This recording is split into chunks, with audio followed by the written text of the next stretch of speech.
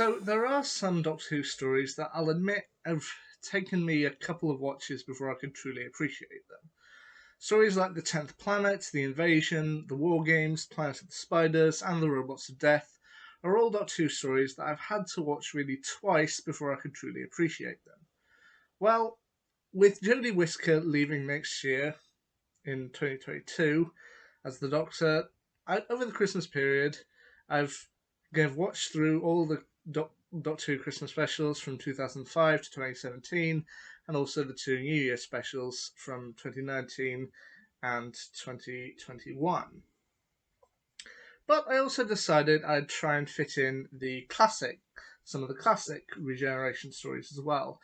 And that led me to rewatch and re-review my opinions on the 1984 story The Caves of Androzani.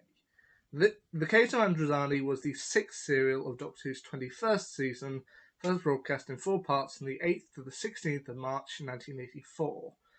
It starred the fifth Doctor, played by Peter Davison, and Paddy Brown, played by Nicola Bryant, as they land on the planet of Androzani Minor. While there, they venture down into the caves where they find a team.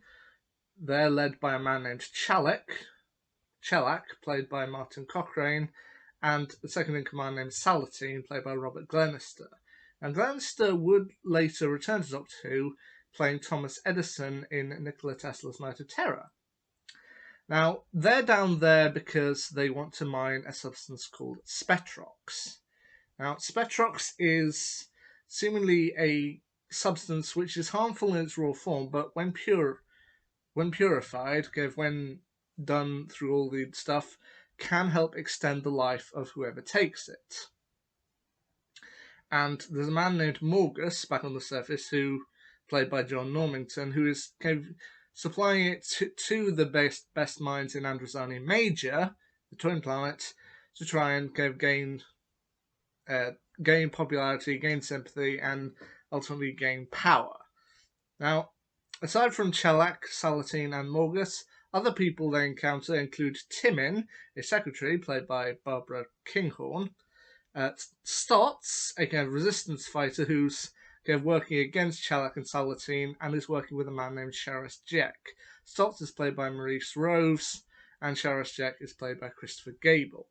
Now, Stotz is mainly working with Sharas Jack so they can get another supply of Spetrox, the toxic substance, and then sell it for a profit.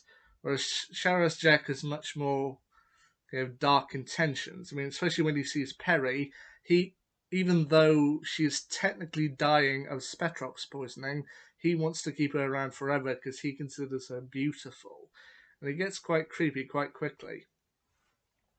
Now, this was actually in the Guinness Book of Records as the most popular Doctor Who story of all time.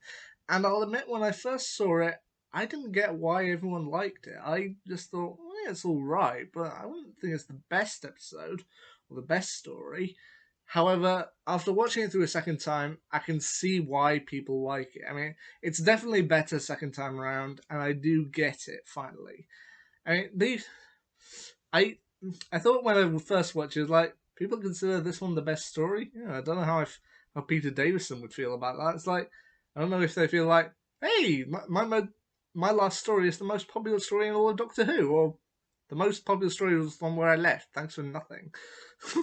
I don't know, I always found it humorous. But finally, I do see why people like this one. I mean, the atmosphere down in the caves, the tense atmosphere, as the Doctor and Perry are suffering from Spetrox poisoning after coming in contact with pure Spetrox.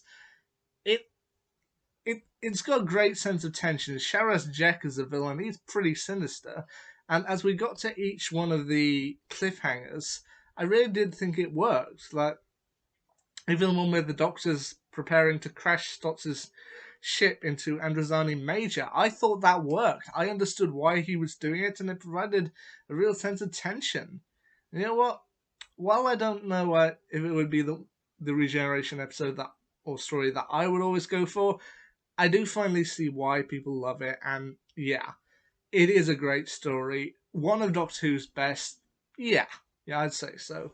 So there you go. There's my quick little re-review of The Caves of Androzani.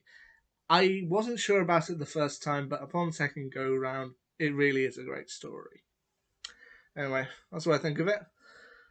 I might do another one of these before Christmas period. If I rewatch a Regeneration story and think, maybe I was a bit harsh on it the first time, I may re-review it. But there you go. I changed my mind on the case of Androzani, and I do think it's a great story. Until next time, see ya.